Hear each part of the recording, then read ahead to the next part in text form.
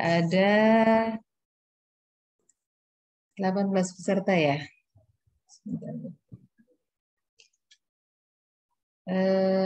Nanti yang share screen dari saya ya Bu ya? Atau Ya, boleh. saya cek dulu.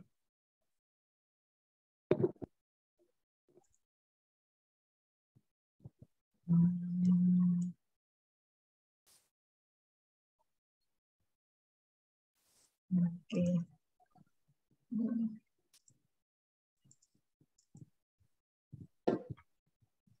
Di sini jam 2 siang, Bu. Iya.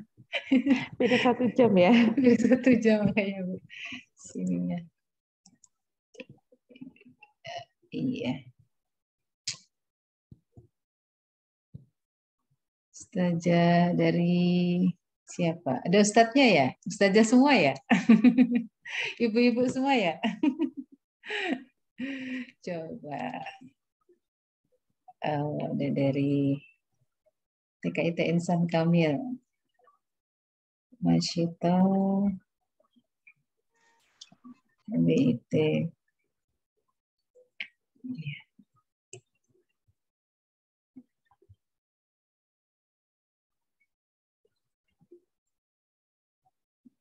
Jam 2:10 bisa kita mulai ya, Bu ya? Ya, kita mulai. Sebentar 2 lagi menit. kita tunggu. Ya. 2 menit insya Allah. Siapa yang kita minta tolong untuk tilawah ya? Dari teman-teman mana ini? Dari TKIT Insan Kamil Kobi, boleh? Ibu atas nama Ibu siapa? Ibu Syariah? Iya. Boleh Ibu ya? Nanti tilawah untuk pembukaan. Terdengar suara saya, Bu? Iya.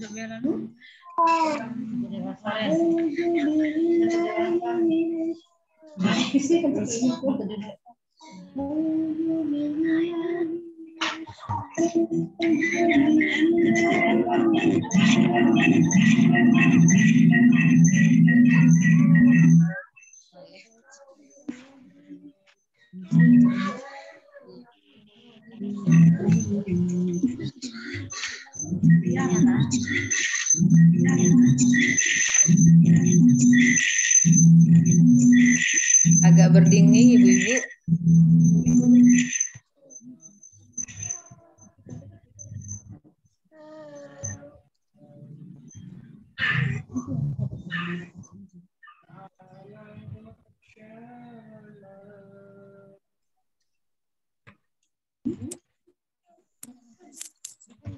Baik Ibu Bapak semua, kita mulai ya insya Allah ya, biar lebih efektif waktunya, sehingga insya Allah nanti banyak pemaparan yang akan disampaikan oleh Ibu Ainun. Ya.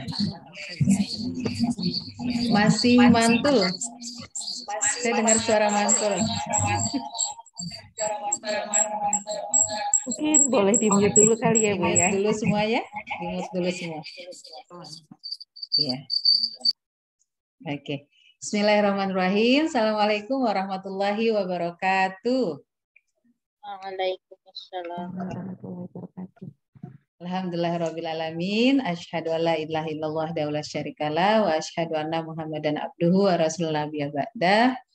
Rabbi shrah li sadri wa yassir amri wa hlul 'uqdatam min lisani yafqahu qawli. Alhamdulillah pada siang hari ini ya, untuk sesi yang kesekian, saya mengikuti sesinya yang kesekian ya. Alhamdulillah kita bertemu ya dalam pertemuan kita, insya Allah melalui Zoom meeting. Mudah-mudahan tidak mengurangi rasa cinta kita ya, saling berkuah di antara kita semua. Salam dan salam tidak lupa kita haturkan kepada Rasulullah SAW beserta istri, keluarga, dan para sahabat.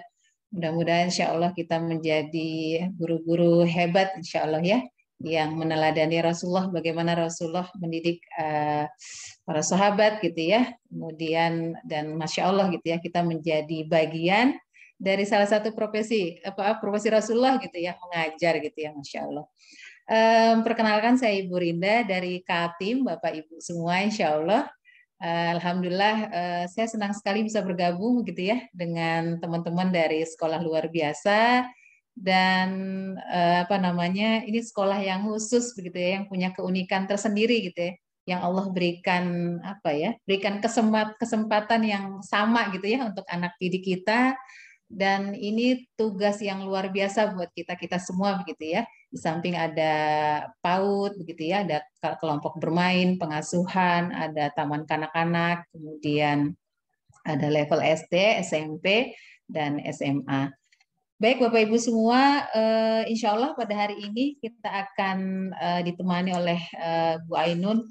Saya baca profilnya saja, wah saya sudah penasaran nih apa yang akan disampaikan oleh Ibu Ainun. Tapi sebelum kita masuk ke dalam acara kita nanti, webinar kita pada hari ini, agar lebih terberkahi pertemuan kita pada siang hari ini, insya Allah pertemuan kita akan dibuka dengan tilawah yang insya Allah hari ini akan disampaikan oleh salah satu ibu yang berasal dari TKIT Insan Kamil Kota. Pada beliau kami persilahkan.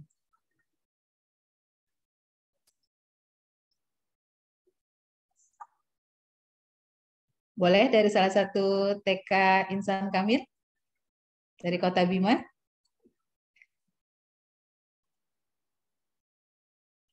Warahmatullahi wabarakatuh. Waalaikumsalam warahmatullahi wabarakatuh. Iya, perkenalkan nama Ica Trisnawati dari TKIT Insan Kamil.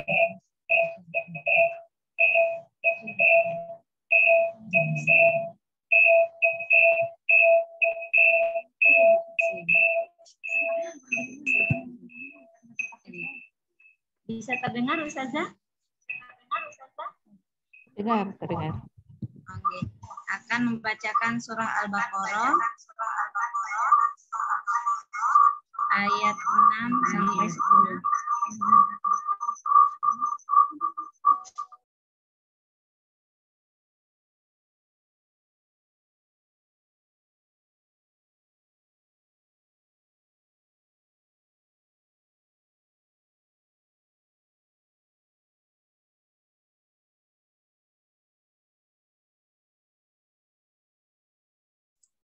Maaf, suaranya tidak terdengar. Terdengar ini, Ustazah? Ya, baru terdengar. Ya, kita ulang lagi. A'udzu billahi minasy syaithanir rajim. Bismillahirrahmanirrahim. Innal ladzina kafaru sawa'un 'alaihim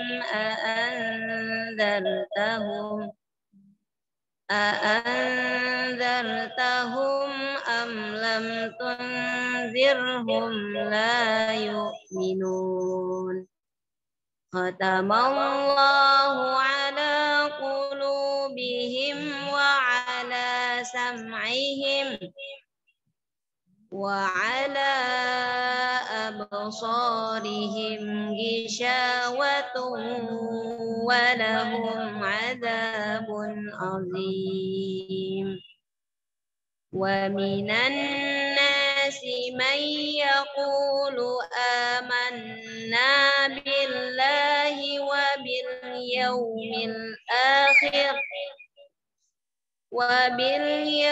الآخر وما هم بمؤمنين يخادعون الله والذين آمنوا وما يخدعون إلا أنفسهم وما يخدعون إلا أنفسهم وما يشعرون في قلوبهم مرض فزادهم الله مرضا ولهم عذاب أليم بما كانوا يكذبون صدق الله العظيم. Wassalamualaikum warahmatullahi wabarakatuh. Waalaikumsalam warahmatullahi wabarakatuh. Alhamdulillah, mudah-mudahan tilawah yang kita dengarkan memberikan kemudahan kepada kita, keberkahan bagi kehidupan kita, dan mudah-mudahan tersampaikan juga untuk orang tua kita, anak-anak murid kita, insya Allah, dan buat keluarga kita semua. Baik Bapak Ibu semua, insya Allah kita akan memasuki materi, tapi sebelum masuk kita berkenalan dulu begitu ya dengan pemateri kita. Kalau tak kenal maka ta'aruf ya. Nanti insya Allah dengan ta'aruf kita dengarkan materinya dari Bu Ainun, insya Allah akan semakin sayang dengan Bu Ainun insya Allah, dan insya Allah akan bertemu lagi di pertemuan-pertemuan yang lain insya Allah. Baik Bapak Ibu semua, hari ini insya Allah kita akan mendengarkan pemaparan dari Bu Ainun. Nama lengkap Ainun Rohmiatun. Beliau pendidikannya dari SMA Negeri 3 Bandung, jurusan Ilmu Pengetahuan Sosial gitu ya, di tahun 1997, kemudian Masya Allah nih, Fakultas Psikolog ya, Universitas Diponegoro gitu ya, Masya Allah ya. Kemudian untuk pengalaman bekerja beliau, tahun 2009 sebagai wakil kepala sekolah di bidang kesiswaan dan Sapras di SMP IT Darul Abidin. Kemudian di tahun 2011 sebagai wakil kepala sekolah di bidang kurikulum SMP IT Darul Abidin. Di tahun 2011 juga sebagai Kepala Unit Special Education Need dan Disability ya, SEN Darul Abidin, yang merupakan salah satu unit gitu ya, yang menangani peserta didik berkebutuhan khusus, dan tahun 2021 sampai dengan sekarang sebagai Kepala SMP IT Darul Abidin. Masya Allah ya. Yang menarik ini profesional profilnya. Saya ketika membaca, wah ini kayaknya pas begitu ya. Nah, menyukai dunia pendidikan, terutama yang berkaitan dengan pendidikan anak berkebutuhan khusus dan remaja. Pada umumnya, senang mempelajari hal-hal baru untuk mengembangkan diri sebagai pendidik profesional. Masya Allah ya. Insya Allah kita berada di ruang yang tepat, bertemu dengan orang yang tepat, dan di waktu yang tepat, sesuai dengan kebutuhan kita yang tepat juga. Tapi sebelum kita masuk mendengarkan pemaparan dari Bu Ainun, kita perlu berpantun dulu ya. Oke, kalau ke Lombok sempatkan untuk menenun. Kalau ke Jogja sempatkan membeli bakpia. Kita persilahkan kepada Ustazah Ainun untuk menyampaikan materi yang insya Allah luar biasa. Kepada Bu Ainun kami persilahkan. Terima kasih Bu Rinda. Keren pantunnya, keren. Ya, bismillahirrahmanirrahim. Assalamualaikum warahmatullahi wabarakatuh. Waalaikumsalam warahmatullahi wabarakatuh. Alhamdulillahirabbil alamin. Wassalatu wassalamu ala asrofil anbiya'i wal mursalin wa ala alihi washabihi ajmain, amma ba'du. Ya, alhamdulillah hari ini kita sama-sama berkumpul di ruang maya ini ya untuk menambah pengetahuan kita gitu ya, untuk menjadi seperti yang tadi disebutkan, menjadi guru yang profesional, menjadi pendidik yang terus maju dan berkembang. Nah, sebelum masuk ke materi, saya juga punya pantun ya. Bangun tidur tak lupa sarapan, sarapan pagi lontong ketupat. Salam hormat saya ucapkan untuk para bapak ibu yang terhormat. Masya Allah, keren, keren, keren. Ya, bapak ibu sekalian, ya, kita berada di sini, sesinya kita sharing ya, gitu. Jadi saya menjadi pemateri ini bukan berarti saya yang paling tahu. Saya juga masih terus belajar, dan di sini kita wadah tempat bersama-sama untuk saling belajar gitu. Bisa jadi mungkin ada pertanyaan-pertanyaan dari Bapak Ibu semua gitu yang menambah pengetahuan buat saya gitu ya. Nah, kita juga intinya kita saling sharing saja di sini. Nanti kalau ada pertanyaan silakan dicatat gitu ya. Nanti akan kita bahas bersama-sama setelah ini. Ya, Bu Rinda bisa di-share screen? Saya belum Oh, dijadikan host, Ibu. Mohon maaf. oh ya. Mungkin aku share screen aja kali ya. Ya, boleh. Silakan, Bu. Oh, sekarang udah bisa, Bu, multiple. Bisa ya, Coba insya dicek. Allah ya. Ya, Oke. Tampak, insya Allah. on progress. Iya. Di preview aja, Bu. Oh, sebentar. Oke. Sudah insya Allah, Bu? Iya. Oke, siap. Ya, Bapak Ibu sekalian yang ada di sini, seperti yang sudah diperkenalkan tadi, kali ini kita akan sedikit berbicara tentang proyek penguatan profil pelajar Pancasila. Kali ini kita fokusnya lebih spesifik, yaitu bagi anak berkebutuhan khusus, gitu ya. Nah, yang hadir di sini, insya Allah sekolah-sekolah yang menangani anak berkebutuhan khusus ya, gitu. Oke, next Bu, selanjutnya. Ya, saat ini saya menjadi Kepala SMPIT Darul Abidin. Saya juga menjadi anggota Paguyuban Sekolah Inklusi Kota Depok.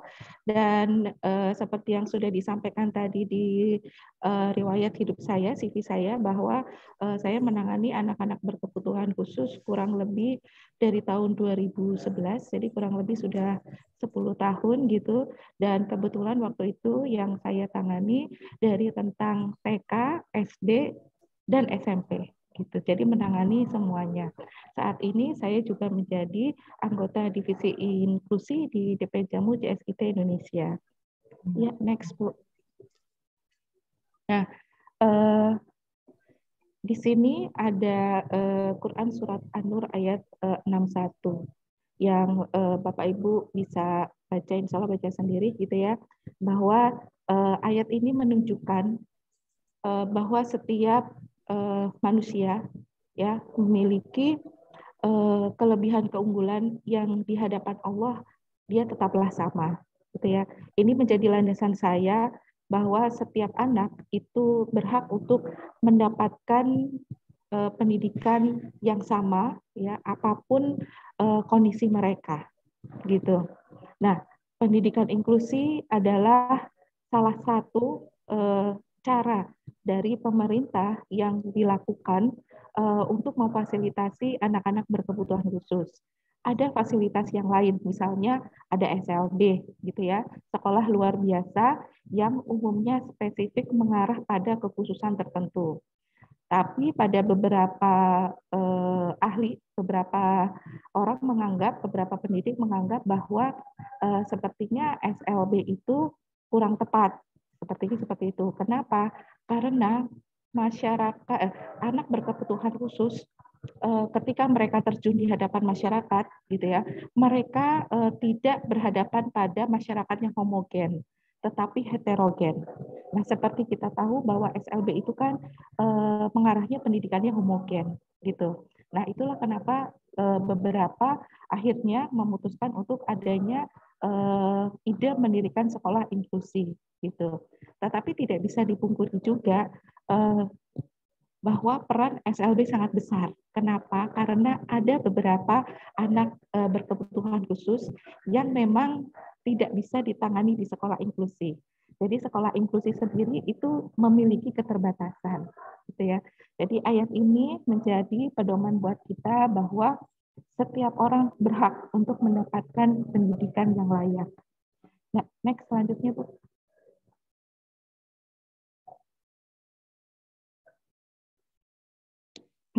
Ya, apa yang perlu kita perhatikan dalam merancang proyek bagi anak berkebutuhan khusus? Ya, yang pertama yang pasti adalah proyek itu harus menguatkan karakter baik yang dimiliki oleh anak.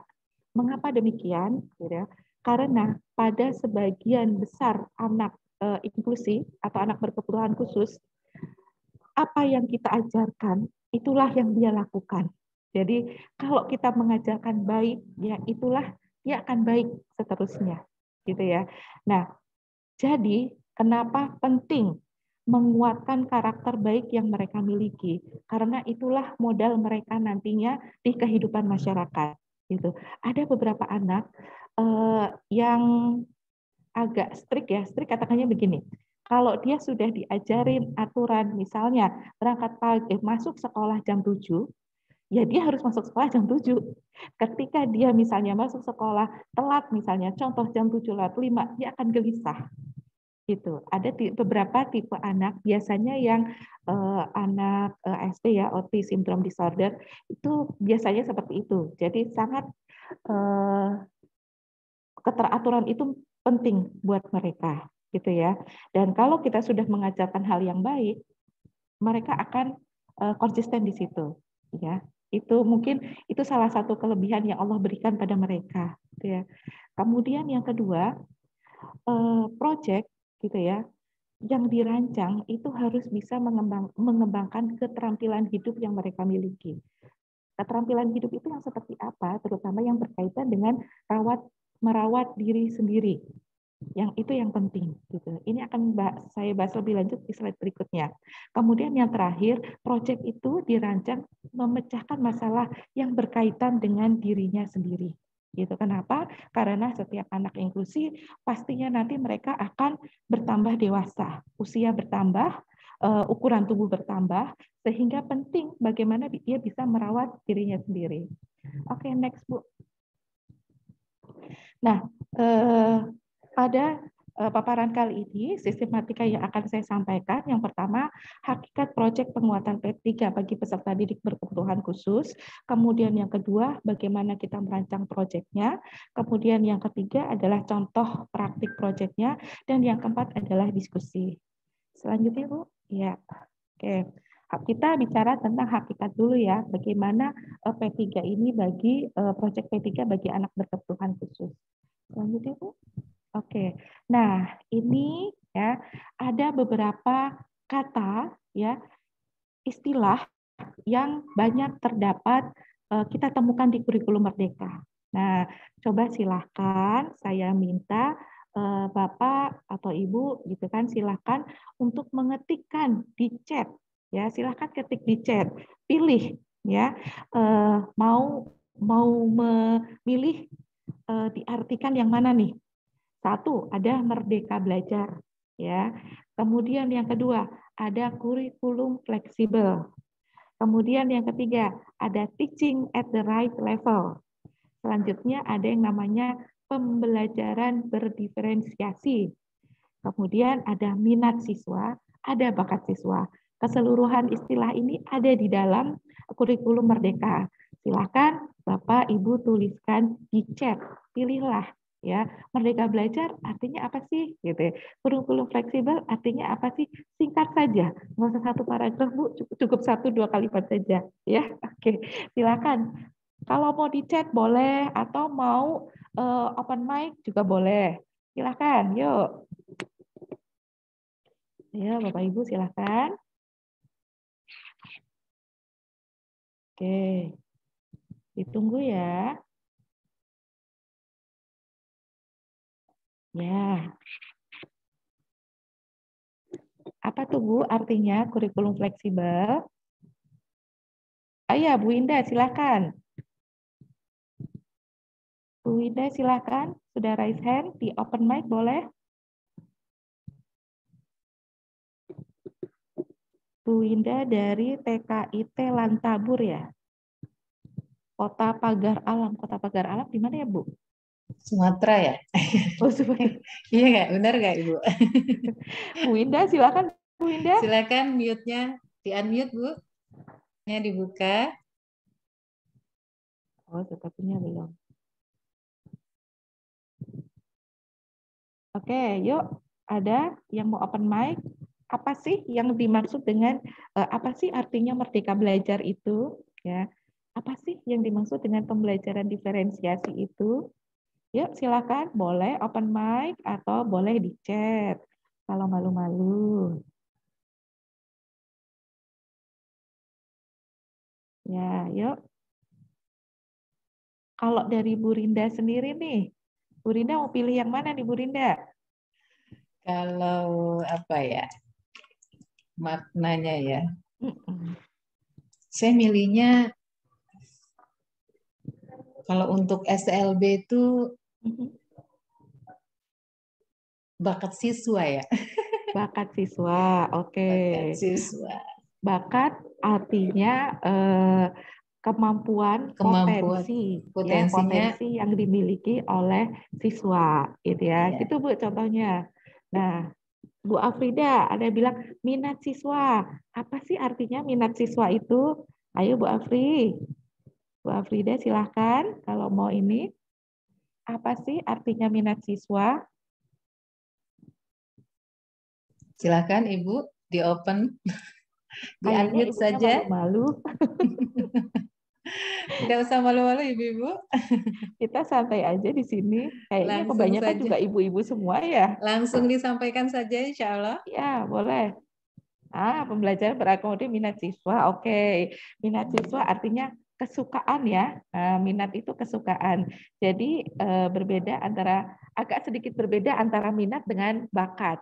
Banyak kan orang bilang minat dan bakat, padahal agak berbeda. Kalau minat itu kesukaan, kalau bakat itu potensi, gitu ya. Bisa jadi dia punya potensi tapi nggak berminat, gitu. Dia punya potensi misalnya dia pintar menggambar, gitu.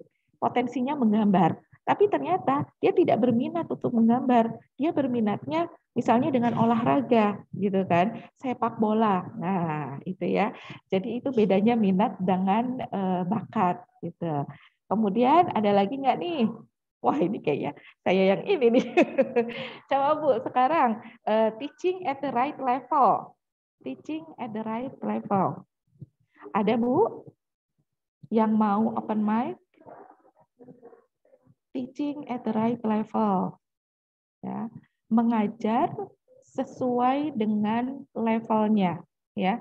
Mengajar sesuai dengan levelnya. Artinya mengajar sesuai dengan kemampuan yang dimiliki oleh anak tersebut, gitu ya. Nah, kenapa ini yang khas dari kurikulum Merdeka, gitu. Ini yang khas. Kemudian ada kurikulum fleksibel. Kurikulum fleksibel seperti yang sudah diketahui bahwa kurikulum Merdeka itu sekarang dalam fase ya. Contoh kalau SMP itu ada 3 fase. Tetapi kan tidak ditentukan misalnya ini materi kelas 7, materi kelas 8, materi sekarang tidak seperti itu gitu kan. Tapi sekolah bebas menentukan materi yang masuk dalam fase mana gitu ya.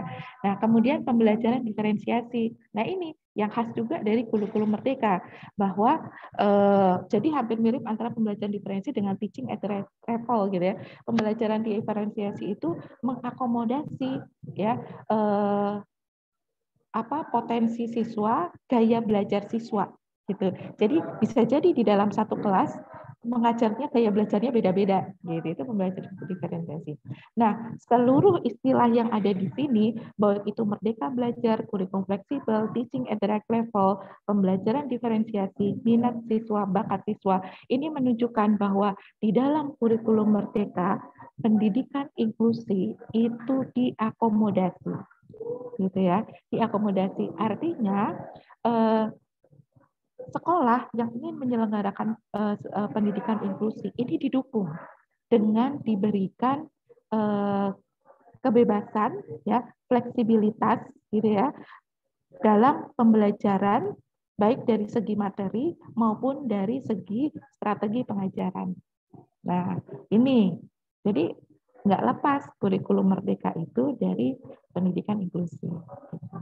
Ya, selanjutnya Bu. Nah, ya. Nah, ini yang saya tegaskan, jelaskan lebih lanjut di sini, ya. dalam menyusun suatu proyek untuk anak ABK gitu, yang pertama kali harus kita lakukan adalah pembelajaran anak ABK untuk yang berada di sekolah inklusi itu dia wajib memiliki apa yang disebut dengan program pembelajaran individu atau PPI.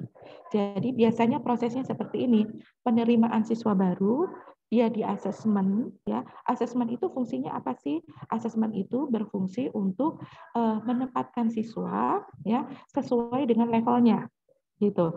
Biasanya tidak tertutup kemungkinan itu anak ABK kan punya kekhususan tertentu, macam-macam. Ada yang ASD, ada yang autis, ada yang intelektual defisien. Nah, ini kita perlukan. Setelah kita tahu dia masuk ke dalam kategori apa, kemudian kita buat PPI-nya. Nah, PPI ini yang menjadi landasan nantinya dalam kegiatan pembelajaran dia. Contoh, saya punya murid kelas 7, ya, kelas 7. Ternyata kemampuan membacanya itu setara dengan anak kelas 4 dan 4 atau 5 SD. Jadi dia tidak sesuai dengan usianya.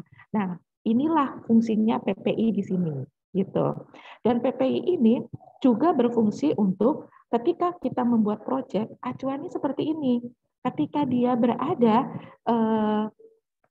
usia mentalnya itu kelas 4, gitu ya, berarti kita berikan proyek yang sesuai dengan usia mentalnya.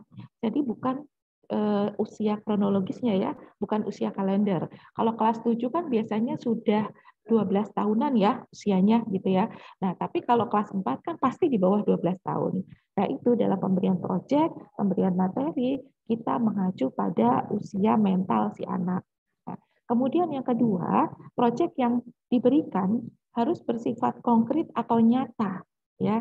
Jadi jelas baik dalam bentuk praktek ya, akan lebih baik jika itu dilakukan bentuk praktek karena anak-anak spesial ini biasanya dia bisa mencerna lebih dalam jika melakukan sesuatu, bukan hanya mendengar ya, bukan hanya melihat tapi melakukan sesuatu itu lebih mudah untuk dia pahami.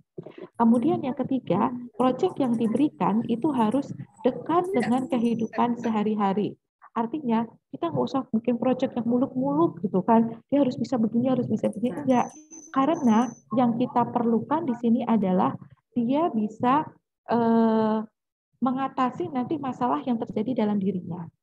Pada sebagian anak KPK, biasanya yang namanya bina diri itu agak sulit, masih sulit untuk dilakukan. Contohnya misalnya, saya banyak kan ngasih contoh usia SMP ya, karena memang SMP itu paling kelihatan jelas gitu. Contoh misalnya anak usia SMP kelas 7, tapi dia yang paling gampang, biasanya kalau kita mau sikat gigi, kita kan ambil sikat gigi, kemudian odol. Nah, mencet odol ini pada beberapa anak masalah gitu kan. Mencet itu kan dibutuhkan keterampilan motorik halus juga ya, gitu kan. Terus gimana supaya nggak terlalu banyak juga nggak terlalu sedikit. Nah, jangankan mencet, saya juga punya anak dia pakai sabun cair ya, itu orang tuanya sampai bilang sabun cair yang 500 mili itu habis dalam waktu 2 hari. Kenapa? Karena dia nggak bisa mencet. Jadi kalau mencet jatuhnya banyak banget. Nah, hal-hal seperti ini bisa kita jadikan proyek untuk mereka gitu. Sangat manfaatnya sangat berasa sekali gitu ya, dekat dengan kehidupan sehari-hari. Dan ini juga melatih life skill atau keterampilan hidupnya. Yang saya tekankan kalau bertemu dengan orang tua, terutama terutama orang tua yang orang tua ABK yang mereka cukup berada gitu kan, pada akhirnya mereka melayani anak. Padahal sebenarnya kita anak ABK itu harus dimandirikan, bukan dilayani. Kenapa? Saya ingatkan berkali-kali, ayah bunda, kita harus berpikir bahwa anak ini nantinya dia akan mandiri, tidak selamanya bersama dengan ayah bunda. Nah, itu harus kita pahamkan memang ke orang tua, karena seringkali orang tua tuh kasihan gitu ya, kasihan anaknya nggak bisa, akhirnya dilayani gitu. Nanti yang repot adalah ke depannya gitu, karena kebetulan saya menangani SMP, kemudian lulus gitu ya, SMA gitu. Nah, ketika SMA belum mandiri. Ini yang agak repot gitu. Nah, kemudian dalam setiap proyek ABK itu pasti ada kolaborasi, baik dengan temannya atau dengan orang tua. Ya, yang paling dekat adalah pasti dengan orang tua. Tapi ingat, gitu, ada bagian-bagian, jadi harus ditegaskan. Ada bagian proyek yang dia dibantu orang tua, ada bagian proyek yang dia harus mengerjakan sendiri. Nah, mengerjakannya sendiri untuk anak ABK itu pasti akan ada bimbingan dari gurunya. Minimal ada stimulus yang diberikan. Jadi nggak kayak anak reguler, misalnya disuruh kerjain selesai gitu. Enggak. Tapi pasti ada stimulusnya yang diberikan. Tapi minimal ya, stimulus yang kita berikan adalah stimulus minimal. Gitu. Jadi enggak seluruhnya kita bantu anak tersebut. Nah, bagaimana kolaborasi dengan teman? Nah, saya pernah mencoba, gitu kan. Saya pernah mencoba. Yang saya coba antar ABK gitu. Kalau kelas reguler dengan ABK itu mah pasti kelas regulernya udah pasti bisa membimbing ya. Saya coba antar ABK gitu ya. Seru loh ternyata. Seru bagaimana? Ternyata mereka bisa membagi tugas-tugas. Jadi ada beberapa anak dengan kapasitas kognitifnya lebih baik, dengan kekhususannya dia lebih ringan, itu dia bisa mengelompokkan teman-temannya. Kamu ngerjain A, kita mau bikin C, kamu ngerjain K, kamu ngerjain B. Ya kan nanti aku yang bikin ya, sisanya menyimpulkan. Jadi kalau di sekolah kami ada punya anak ABK macam-macam. Ada intellectual deficient, ada autis, ada autism syndrome, ada tunarungu.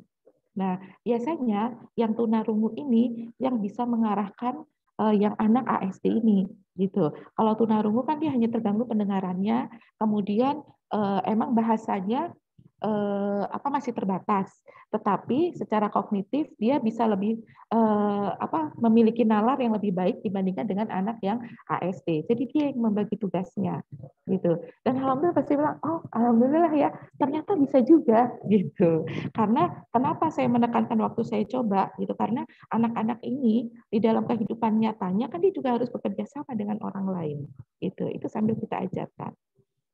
Ya, selanjutnya Bu, next. Nah, sekarang kita masuk pada merancang proyek P3 untuk anak ABK. Nah, ada 4 tahap ya, 4 tahap dalam merancang modul proyek untuk anak berkebutuhan khusus. Ini sebenarnya tidak jauh berbeda dengan proyek untuk P3 anak reguler gitu ya. Cuman isinya memang sederhana sekali nantinya gitu ya. Yang pertama itu pasti merancang proyek. Kemudian ada lembar kerja siswa yang diberikan, kemudian ada asesmen atau penilaiannya, yang terakhir adalah ada dokumentasi atau pelaporannya. Nah, bagaimana merancang proyeknya? Ya, silakan Bu, next. Ya, ini adalah merancang proyek yang sederhana. Ya, ini yang kami lakukan di sekolah kami. Tetapi ini bisa berubah tergantung pada kekhasan sekolah masing-masing. Gitu ya, kekhasan sekolah masing-masing. Nah, yang harus ada apa? Pasti alokasi waktu proyeknya. Gitu ya. Alokasi proyek atau waktunya itu kapan? Gitu. Setara dengan berapa JP.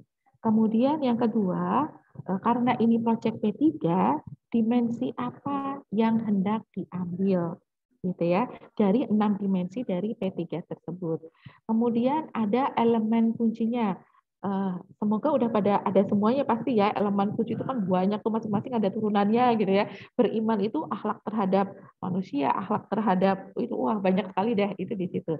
Nah, kemudian SKL sesuai dengan SKL IT, artinya kompetensi lulusan seperti apa yang ingin dicapai dengan proyek ini. Dan jangan lupa ada tim fasilitasi proyek, artinya yang sebagai koordinator, kalau koordinator proyek itu biasanya wakakurikulum, ada juga yang tim fasilitasi. Tim fasilitasi ini bisa guru mata pelajaran, bisa wali kelas. Kalau anak ABK sendiri, kalau kami ada yang namanya memang untuk guru anak berkebutuhan khusus. Gitu. Kemudian next Bu. Nah selanjutnya tema. Nah tema ini yang kita harus ingat kembali. Ini anak berkebutuhan khusus. Sehingga temanya bisa jadi tidak semua tema bisa kita berikan kepada mereka. ada tema-tema tertentu yang mungkin agak terlalu jauh gitu ya untuk mereka gitu kan. Nah, yang paling bisa misalnya saya kasih contoh gaya hidup berkelanjutan. Gaya hidup berkelanjutan misalnya apa? Topiknya gampang. Misalnya memilah sampah. Nah, itu berkaitan dengan kehidupan sehari-hari, ya kan? Mereka tahu itu sampah, kemudian mereka memilah sampah dan mereka bisa mengolahnya dan itu bermanfaat untuk mereka. Untuk masa depannya bermanfaat sekali. Gitu. Jadi memang pilihlah tema dan topik yang sesuai dengan anak berkebutuhan khusus pada level usia mentalnya. Gitu. Kemudian tujuan proyeknya itu untuk apa? Dan kolaborasi yang dilakukan dengan siapa? Selain dengan orang tua, dengan siapa? Gitu. Dengan pihak lain bisa juga. Gitu. Kemudian moda proyek itu dalam bentuk apa? Dia proyek itu ditampilkan. Ada yang misalnya ada bentuknya praktek, nanti saya tunjukkan ada yang bentuknya praktek, ada juga yang menggunakan video, kemudian menggunakan hasilnya berupa poster, gitu ya, itu macam-macam. Anak KBK bisa emang Bu? Insya Allah sih kalau dicoba bisa, karena beberapa anak saya yang SMP itu bisa memakai Canva itu, tapi memang sederhana sekali gitu ya. Kemudian assessment bagaimana penilaian itu dilakukan, kemudian perayaan project artinya bagaimana refleksi dari mereka. Selanjutnya Bu. Nah, ini yang kita pakai di sekolah kami itu alur terpadu. Kenapa du-nya saya merahin? Karena buat anak-anak berkebutuhan khusus, du-nya itu sulit gitu, sulit mereka. Nah, kita nggak maksain sampai ke situ kok, terpa aja nggak apa-apa gitu kan. Telaah artinya amati fakta yang ada di sekitar kita gitu ya. Kalau di sini reguler 5, biasanya kalau anak ABK cukup 3 atau 2 gitu ya, artinya lebih sedikit. Kenapa? Karena hasil pengamatan itu lebih mudah bagi mereka untuk merencanakan apa yang akan mereka lakukan nantinya. Gitu ya. Contoh, kemarin itu kebetulan ada proyek yang dilakukan, nanti ada contohnya deh, saya kasih contohnya ya nanti. Nggak seru kalau diceritain, tapi nanti ada kok setelah ini gitu ya.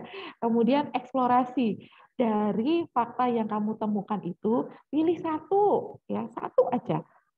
Mana yang ingin kalian gali lebih dalam gitu. Ingat sebatas pada kemampuan ABK ya, gitu ya. Kemudian ketika misalnya dia yang ke tahap ketiga rumuskan atau menulisan gagasan, ini udah keren banget buat anak ABK. Ini udah keren banget gitu ya.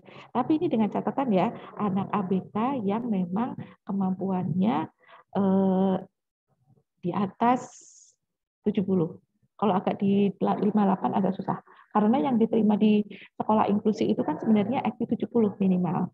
Tetapi tidak menutup kemungkinan kita bisa menerima di bawah 70 karena penyebabnya adalah kekhususan yang lain. Jadi dia biasanya punya double handicap. Contoh misalnya anak tunarungu, bisa jadi tunarungu dan intellectual deficient, gangguan kognitif. Karena aspek bahasanya tidak berkembang karena ketunarunguan dia, gitu ya. Nah, kalau sudah gagasan alternatif, kemudian presentasikan, gitu kan. Solusinya apa sih? Gitu. Solusi yang kamu kasih apa? Ini anak udah ngasih solusi, ini udah cakep banget, gitu ya. Solusinya sederhana, sesederhana nanti yang akan saya tampilkan contohnya sederhana sekali, gitu ya. Nah, kemudian, kalau ini nggak harus di DU gitu kan, nggak harus, gitu ya. Nah, kalau menyempurnakan itu kalau untuk anak ABK nggak terlalu ini aja. Yang penting bagaimana dia menjadi, karena proyek itu berkaitan dengan kehidupan sehari-hari, lekat dengan kehidupannya mereka, berupa problem solving buat mereka, jadi bagaimana itu akan terus dilanjutkan. Jadi bukan proyek yang misalnya cuman, oh dia ngerjain proyek, selesai, dapat nilai, selesai, udah, enggak begitu. Jadi proyek yang terus akan digunakan mereka selama mereka sampai dewasa nanti. Gitu. Ya, next Bu. Nah, ini contohnya. Ini saya level SD dulu, level SD. Ya, silakan Bu. Nah, ini nggak kelihatan ya. Oke, saya ini dulu, saya ceritain aja. Jadi di sini saya punya anak gitu kan, dia SD. kelas 4 SD, usianya 11 tahun. Tetapi dari hasil psikotesnya, usia mentalnya 8 tahun. Dia punya kekhususan ASD atau Autism Syndrome Disorder dan Intellectual Deficient, gitu ya. Kemudian proyek ini dilakukan ketika dia sedang liburan. Ketika dia sedang liburan. Jadi topiknya jelajah lingkungan dengan temanya kearifan lokal. Artinya proyek ini bisa dilakukan dimanapun dia berada ketika liburan. Nah, fakta yang ditampilkan ini kelihatan banget loh faktanya. Benar-benar apa yang terlihat ya. Pertama faktanya, sampah bekas makanan dan bungkus kue berceceran di dalam mobil sehingga mobilnya kotor. Nah, kebetulan dia jalan-jalannya naik mobil, gitu ya. Kemudian yang kedua, ini karena dia ngidupnya di hotel, ya. Saluran pembuangan air kamar mandi hotel mampet, jadi airnya tergenang. Kan cakep nih, anaknya udah bisa mengamati seperti ini. Nah, kemudian tidak tersedia tempat jemuran baju di hotel sehingga baju renang dijemur menggunakan kursi. Nah, ini kan sangat observatif sekali, gitu kan. Nah, selanjutnya eksplorasi, pilih apa yang dari yang sudah kamu lihat 3 itu tadi, pilih mana yang akan kamu eksplorasi lebih lanjut. Oh, ternyata dia milih sampah sama bekas makanan yang berserakan di dalam mobil. Tulis tuh pertanyaan apa yang berkaitan dengan kok bisa sih sampah itu berserakan di dalam mobil, gitu kan? Emang di mobil nggak ada tempat sampah. Nah, terus gimana caranya ya supaya mobil itu bisa tetap bersih? Nah, next Bu. Nah, itu pertanyaannya, gitu ya. Kemudian, nah, rumuskan nih. Presentasikan dulu ya. Oke. Caranya gimana supaya sampah-sampah yang ada di dalam mobil itu tidak mengganggu? Gitu. Ternyata apa jawabannya? Menyediakan kantong plastik untuk tempat sampah, menasihati adik karena dia adiknya banyak ya, kalau ini adiknya 3 kalau nggak salah, masih kecil-kecil semua gitu ya. Melatih adik untuk buang sampah di tempat sampah di kantong plastik. Kemudian makan dengan duduk yang baik agar makanan tidak berceceran. Presentasikan, aplikasikan tuh ada sampah diambil gitu ya. Berarti dia bentuknya praktik gitu. Kalau ini dunia ukrawi karena kebetulan temanya sederhana tentang sampah gitu ya, alhamdulillah dia bisa harus menjaga kebersihan dimanapun kita berada. Kenapa? Karena kebersihan itu adalah bagian dari iman. Nah, ini contoh SD. Sederhana kan? Sederhana banget. Tapi dia akan gunakan sepanjang hidupnya bahwa membuang sampah harus di tempat sampah karena sampah kebersihan adalah bagian dari iman, gitu ya. Next Bu, sekarang kita mau lihat proyek yang SMP ya. Nah, ini lebih kecil-kecil lah. Ini saya ngambilin dari screenshot project sih, jadi tampilannya kecil-kecil gitu ya. Usia 15 tahun, kelas berapa sih? Kelas 8. Kelas 8. Tapi usia mentalnya 9 tahun. Nah, kalau dia murni ID, Intellectual Deficient, gitu ya. Artinya hambatan kognitif. Nah, di sini kita pakainya dimensi yang diambil adalah berkepentingan global dan kreatif, karena ada 2 dimensi. Kemudian temanya tentang kearifan lokal. Sekali lagi karena ini dikerjakan ketika liburan, gitu ya. Nah, disuruh ngamatin ya di rumahnya. Gitu, karena dia nggak kemana-mana, katanya aku liburan nggak kemana-mana Bu, gitu. Ya udah diamatin aja apa yang ada di rumah, gitu kan. Ternyata yang diamatin di rumah 1, banyak nyamuk di ruang tamu, ya kan. 2, kakak hobi bermain badminton. 3, keluarga rasyad suka minum teh di sore hari. Nah ya, kemudian pilih tuh mana yang mau kamu gali untuk menjadi proyekmu. Ternyata dia milih banyak nyamuk di ruang tamu gitu. Lalu caranya bagaimana? Nah, di situ ditulis pertanyaan, bagaimana caranya? Mengapa banyak nyamuk di ruang tamu dan bagaimana caranya? Ternyata cara mengatasi masalahnya, aku mau membuat pengusir nyamuk dengan bahan serai. Tuh, bahan serai ya Bu, bukan pakai autan atau software, bukan gitu ya. Karena ini kan kearifan lokal gitu ya. Nah, terus lanjut Bu, selanjutnya. Nah, ini ternyata ini sudah tahap presentasikan, sudah tahap aplikasikan sebenarnya, ya kan? Nah, ini loh saya buatnya seperti ini, ada serai. Ini terus terang saya juga baru tahu ternyata cuma gini aja nyamuk bisa hilang ya. Gitu. Jadi tinggal dipotong-potong aja, siapin gunting, pisau, alat, kemudian dipotong-potong, ya kan? Kemudian serainya dicuci dulu, dipotong, terus udah deh diletakkan saja di sudut yang banyak nyamuknya karena katanya tempatnya gelap gitu kan, jadi nyamuknya banyak di situ gitu. Nah, ini kan sesuatu yang sederhana ya. Ini anak ABK banget gitu ya. Tetapi ini bisa dia gunakan untuk nanti ke depannya gitu, bahwa semata-mata ternyata bahan tradisional yang ada di rumah itu juga bisa ya digunakan untuk pengusir nyamuk. Jadi nggak cuma merek pabrikan itu gitu, dan pasti ini lebih sehat ya, tidak memiliki efek samping gitu. Nah, saya pikir pasti ibu-ibu udah tahu lah ya gitu ya. Oke. Sederhana memang gitu. Ya, next Bu selanjutnya. Nah, ini bentuk asesmennya. Bisa diklik nggak, Bu?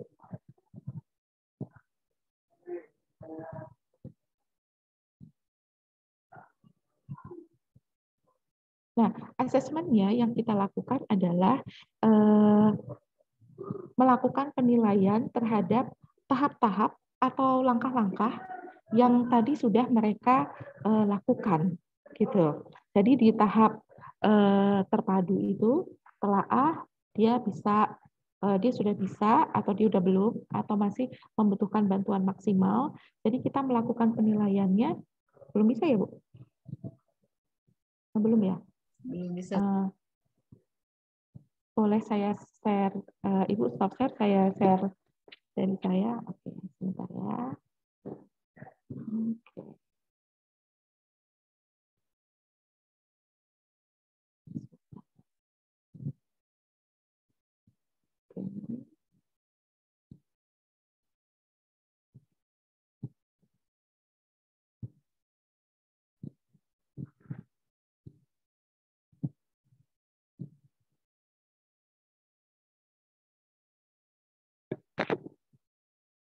Sebentar ya Bu, lagi loading.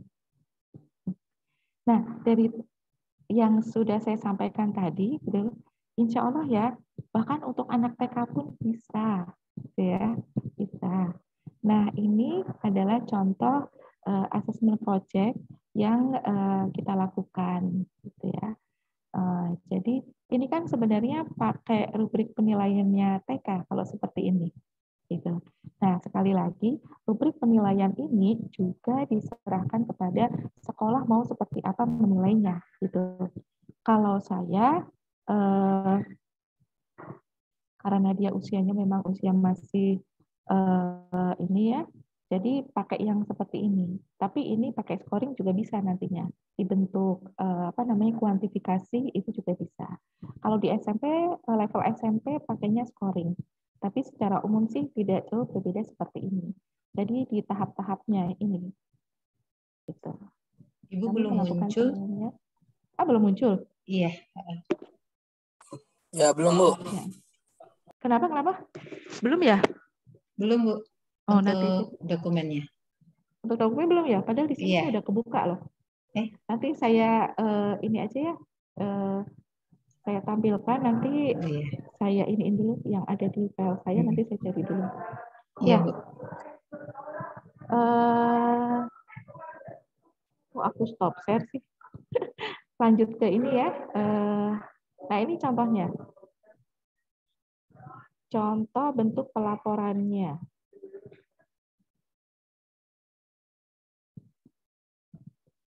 Udah kelihatan belum, Bu? Sudah, Bu. Nah, ini. Ini dokumentasinya. Ini yang cara menghilangkan gimana sih supaya nggak ada jentik-jentik nyamuk. Nah, ini kan berkaitan dengan kehidupan sehari-hari juga. Kemudian ini cara memelihara pohon jahe, kencur, dan kunyit. Gitu. Karena kebetulan kalau di sekolah kami, anak-anak ABK ini punya proyek yang berkaitan dengan tanaman tradisional. Jadi sekaligus dia melatih bagaimana sih memelihara sesuatu, menyayangi tanaman gitu ya sebenarnya. Oke. Nah, kayaknya itu sih dari saya gitu ya. Nah, cukup. Sekarang kita masuk ke sesi diskusi aja, Bu, gitu. Kan lebih seru nih Masya ya. Nah, Allah. gitu. Terima kasih ya, Bu. Masya Itu dari Allah. saya. Oke. Baik, Masya Allah ya. Saya sudah tergambar Bu proyeknya seperti apa ya. Terima kasih Bu Ainun. Nah Bapak Ibu semua, Masya Allah ya. Luar biasa ya ternyata diberikan ruang yang luas, terbuka gitu ya untuk anak-anak kita yang berkebutuhan khusus tuh memberikan kesempatan kepada kita untuk memberikan mereka keterampilan hidup lebih banyak begitu ya. Kalau tadi Bu Ainun sampaikan terkadang usia mereka secara yang sebenarnya itu tadi rata-rata turun 2 tahun 3 tahun ya Bu ya dari usia sebenarnya begitu ya, Insya Allah menjadi ladang amal soleh yang begitu banyak ya buat para guru-guru kita semua. Baik Bapak Ibu semua, insya Allah kita akan masuk ke sesi tanya jawab untuk lebih banyak berdiskusi karena saya yakin di sekolah Bapak Ibu semua pasti akan banyak kasusistik ya yang akan ditemui apalagi dengan kita proses adaptasi di implementasi kurikulum Merdeka terutama di level sekolah luar biasa. Kepada Bapak Ibu silahkan kita buka sesi pertanyaan. Silahkan langsung ya raise hand, kemudian memperkenalkan nama dan asal sekolahnya dari kota mana. Kami persilahkan kepada Bapak Ibu semua.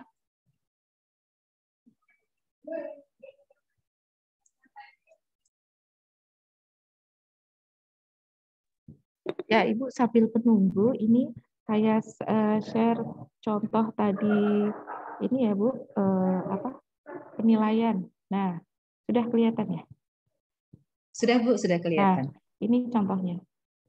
Nah, ya. Nah, ini seperti ini. Nah, ini bebas untuk dimodifikasi sesuai dengan siswanya. Contoh misalnya kayak tadi DU nggak bisa, oh berarti di sininya nggak ada, nggak masalah. Tapi sekali lagi rubrik ini tergantung pada alur, ya, tergantung pada alur proyek mana yang dipilih oleh sekolah ya dalam pembuatan proyek B3 ini. Gitu. Tadi sepertinya sudah ada yang raise hand, ya silakan. Ya, silakan yang raise hand. Bu Helda tadi ya, silakan. Iya. Bismillah, Assalamualaikum warahmatullahi wabarakatuh. Waalaikumsalam warahmatullahi wabarakatuh. Izin ke open kamera karena lagi sama bayi. Ya, Bu, silakan, silakan. Ya, izin bertanya Ustazah. Kebetulan, iya saya dari SDT Kurata Ayun Kandangan, Kalimantan Selatan.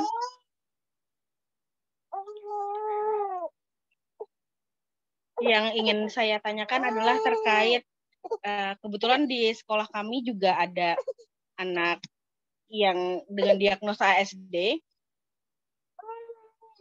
Sekarang kelas 4 SD. Kemarin sempat ke psikolog untuk saya tidak tahu apa diagnosanya, lalu terdiagnosa ASD ketika dia kelas 2 kalau tidak salah, sebelum pandemi kelas 2 SD. Tapi kelemahannya kemarin saat itu tidak tahu untuk angka, karena saya juga baru pegang anak ABK, jadi sebenarnya nggak tahu gimana istilahnya kemampuan kognitifnya, untuk IQ-nya nggak tahu seapa. Nah, jadi selama ini yang terjadi di sekolah adalah untuk proyek dan penilaian dan lain sebagainya ngikutin apa yang teman-teman regulernya lakukan. Walaupun sebenarnya untuk keseharian aja kadang emosinya suka tiba-tiba meledak dan mengamuk. Terus misalnya dia tipikal anak yang OCD, dia nggak suka keterlambatan, jadi ada temannya yang terlambat 20 menit itu dia ngamuk sampai teriak gitu. Dan bisa tenang. Kebetulan kalau diberi pesan sama wali kelasnya, diberi pesan mamahnya pesan kalau marah nanti mama ikut marah baru dia tiba-tiba tenang gitu. Jadi sebenarnya masih karena secara kedinasan juga tidak menunjukkan bahwa sekolah kami sekolah inklusi, tapi pada kenyataannya pegang anak ABK gitu, Ustazah. Jadi sebenarnya waka kurikulum juga agak bingung bagaimana cara memberikan penilaian dan lain sebagainya. Gitu. Itu saja sih Ustazah, sebenarnya lebih ke sharing sih dan mengungkapkan kebingungan. Terima kasih. Assalamualaikum warahmatullahi wabarakatuh. Waalaikumsalam warahmatullahi wabarakatuh. Bisa langsung dijawab ya Bu Ainun ya? Langsung jawab ya. Iya. Ini adalah contoh permasalahan yang pernah kami alami dulu sekali awal-awal ya. Awal-awal kita di sekolah inklusi seperti ini gitu ya. Banyak ketidaktahuan gitu dan memang mau tidak mau kita harus banyak membaca, banyak belajar gitu ya. Termasuk banyak berdiskusi juga gitu. Karena memang meskipun sebenarnya gini, sekolah kita tidak melabelkan sebagai sekolah inklusi. Bahkan kita tidak terdaftar misalnya dalam SK Sekolah Penyelenggara Pendidikan Inklusi. Tetapi pada kenyataannya ya, kita pasti menerima peserta didik yang beraneka ragam gitu. Dan biasanya di antara yang beraneka ragam itu ada satu yang cenderung menonjol. Menonjolnya paling kelihatan bedanya. Nah, kalau tadi sudah disampaikan, sekarang si anak posisinya ada di kelas 4 SD. Sebelumnya, sebelum pandemi, dia kelas 2 SD, gitu ya. Kita bandingkan seperti ini. Katanya dia sudah terdiagnosis ASD. Untuk anak normal saja, pandemi itu menyebabkan loss learning-nya sangat tinggi. Gitu kan. Apalagi sekarang kita pikirkan untuk anak yang masuk kategorinya ABK, gitu kan. Jadi sudah pasti nih. Jadi kalau misalnya ini berarti tadi sudah dibawa ke psikolog, kemudian ada ketemu hasilnya dia ASD ya. Sebenarnya yang perlu kita ketahui juga adalah dia berada di level kemampuan kelas berapa gitu. Jadi kalau psikolog biasanya suka dia ngeluarin IQ, IQ-nya sekian gitu.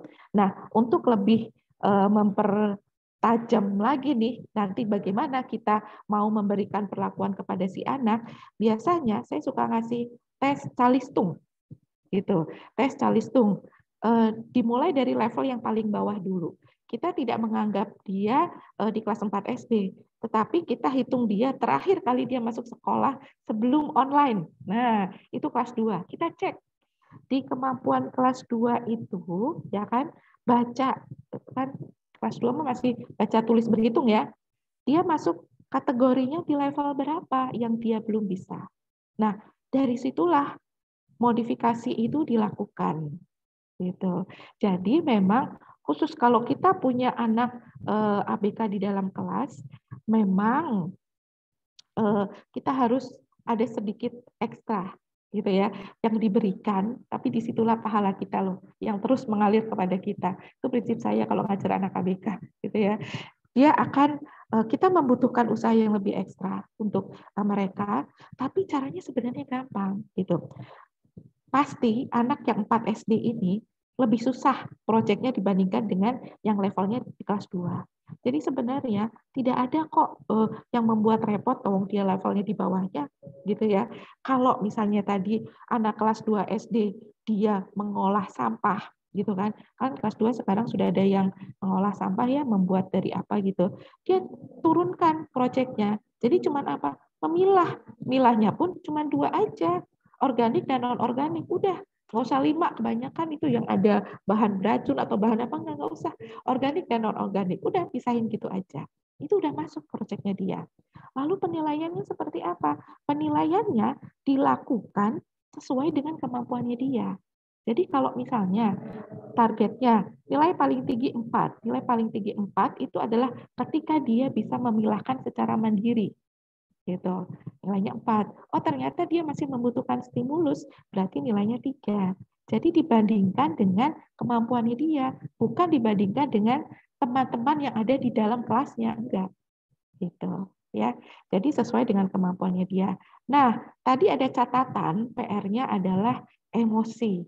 Nah, biasanya memang anak-anak kalau ASD dia punya OCD pasti ada permasalahan di emosi. Nah, inilah yang sebenarnya harus kita buatkan PPI-nya terlebih dahulu. Gitu. Kenapa? Karena emosi ini sangat berpengaruh untuk nanti di kegiatan pembelajaran. Kalau dia nggak bisa ngerjain, bisa jadi dia marah-marah, tantrum, ya kan? Nah, jadi emosi ini yang kita buatkan PPI-nya. Caranya seperti apa? Karena dia masih kelas 4 dan saya yakin usia mentalnya pasti di bawahnya, ini masih bisa terapi. Tuh. Dan terapi itu bukan cuma terapi di tempat terapi, tetapi juga harus didukung oleh keluarga dan lingkungan sekolahnya. Saya pernah punya kasus dulu di SD, ada anak yang seperti ini, gitu ya, ada anak seperti ini. Gurunya berinisiatif, ya, wali kelasnya berinisiatif bikin seperti bagan ya, tabel kayak token ekonomi gitu, bikin tabel karena dia udah bisa baca anaknya, jadi memukul apa yang intinya yang perbuatan yang tidak boleh dilakukan ya. Kalau dalam misalnya dalam satu pekan gitu ya, setiap hari dia dapat, oh kalau nggak melakukan berarti dia bintang dia ngumpulin bintang-bintang itu gitu ya. Nah, jadi setiap kali dia mau melakukan, memukul temannya gitu, ingat, lihat, dipasang, ditempel gitu. Jadi dia selalu diingatkan, dilihat gitu. Jadi nggak cuma dikatakan, dilihat, kemudian dia nanti ditempel. Kalau dapat bintang, dia suruh dia nempel sendiri. Nanti kalau sudah terpenuhi, misalnya, oh sepakatnya 1 pekan dapat bintang semua, kasih dia hadiah khusus. Hadiahnya nggak mahal-mahal, cuma dikasih misalnya pensil, itu nih penghapus, gitu. Dan ini perlu kerjasama dari orang tua. Artinya di rumah juga dilakukan hal yang sama. Dan alhamdulillah anak itu sekarang sudah SMP. Dan alhamdulillah emosinya juga sudah tidak meledak-ledak lagi. Jadi dari wali kelas yang ditangani seperti itu, dari orang tuanya juga kooperatif, sehingga akhirnya anaknya bisa bagus sampai sekarang. Gitu. Gitu ya, Bu Helda. Semoga berkenan. Terima kasih sekali Jazakallah khairan. Iya, sama-sama. Ya, Ya, baik. silakan ada lagi. Silakan Bapak Ibu, jika ada yang mau di-share, ditanyakan dengan Ibu Ainun.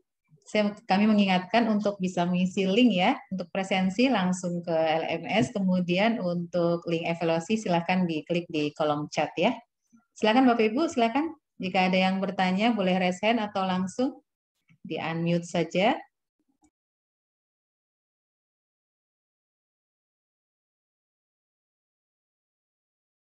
Saya mau ngasih tantangan nih Bu, challenge.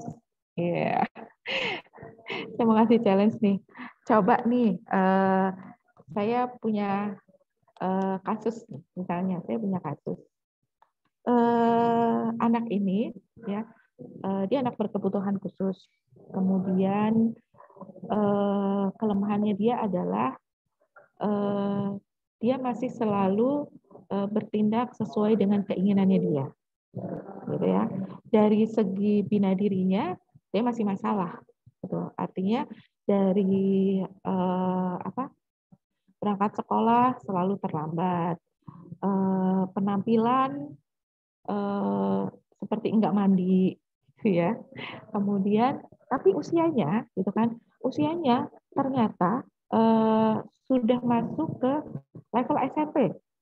Nah, misalkan usia udah masuk level SMP, kira-kira proyek untuk dia bagaimana ya? Nah, ayo, kalau boleh ya, silakan yang mau jawab boleh di chat ya. Ada ini kasus beneran loh ya. Saya nggak karena saya menangani anak-anaknya banyak jenis-jenisnya gitu ya, khususannya gitu. Ini kasus beneran gitu. Jadi enggak dia dadain enggak gitu. Ada. Kira-kira apa? Silakan. Kalau yang mau boleh di chat atau boleh raise hand. Ada pertanyaan lewat chat. Ada pertanyaan. Bagaimana mendeteksi anak yang ABK? Ya, mendeteksi anak ABK itu sebenarnya bisa dilakukan bahkan oleh Bapak Ibu guru sendiri. Gitu ya, dengan Bapak Ibu guru sendiri. Biasanya kalau di dalam kelas yang anak yang menjadi pusat perhatian gurunya itu adalah anak yang low banget, atau anak yang tinggi banget. Itu biasanya adalah anak-anak yang paling diingat oleh gurunya, gitu ya. Anak yang katakanlah nakal banget atau yang baik banget itu diingat gitu. Tapi kalau yang rata-rata jarang, oh berarti dia biasa-biasa aja gitu kan. Dua sisi ekstrim ini biasanya diingat oleh gurunya. Nah, cara mendeteksinya kalau yang kita sebagai guru biasa itu ada namanya instrumen observasi anak, identifikasi anak berkebutuhan khusus. Itu bisa di-download gitu. Dan itu ada di googling aja ada gitu kan. Identifikasi anak berkebutuhan khusus, itu IAABK, identifikasi asesmen anak berkebutuhan khusus. Itu bisa di-download dan itu bisa dilakukan oleh guru karena metodenya adalah observasi. Ya, observasi di dalam kelas gitu. Jadi biasanya yang tidak bisa diem, kemudian yang lambat dalam mencerna pelajaran, membutuhkan pengulangan berkali-kali gitu, nggak cukup 1-2 kali ya, berkali-kali gitu ya. Nah kemudian yang motivasinya kurang gitu, bahkan tidak jarang ya anak yang sebenarnya nggak ABK, diobservasinya jadi ABK gitu kan. Ya, karena ya itu ternyata masalah motivasi. Nah, kita bisa observasi sebagai guru ya. Kemudian untuk lebih menegaskan kembali diagnosis anak itu, kita memang harus membawanya atau memeriksanya ke psikolog. Gitu. Ke psikolog atau ke dokter anak gitu. Kalau saya punya kasus dulu anak-anaknya setelah ke psikolog dia juga diperiksakan ke dokter anak karena dia kategorinya waktu itu autis ya, karena untuk melihat dia ada gangguan pendengaran nggak sih? Karena kan kalau anak autis itu kok dipanggil-panggil seolah-olah kan nggak dengar, gitu ya, karena sibuk dengan dunianya. Jadi kayak dia itu nggak dengerin kita manggil, nggak dengerin kita ngomong gitu. Makanya itu ada orang tua yang memeriksakan itu juga. Nah dari situ kalau sudah ketahuan diagnosanya apa, jadi harus dipastikan bahwa anak ini tegak diagnosanya. Kenapa? Kalau nggak tegak diagnosanya, kita akan kesulitan untuk membuat PPI-nya. Gitu.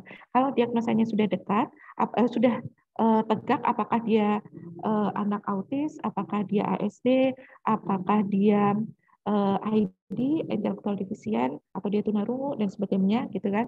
Itu akan lebih lebih mudah dalam membuat PPI-nya. Gitu. Itu ya, Pak. Ya. Ada pertanyaan lagi, Oh, Bu? ada pertanyaan lagi. Apakah anak ABK ini bisa terjadi pada usia remaja? Biasanya namanya anak ABK itu, ini tergantung kita ABK-nya apa ya Pak ya?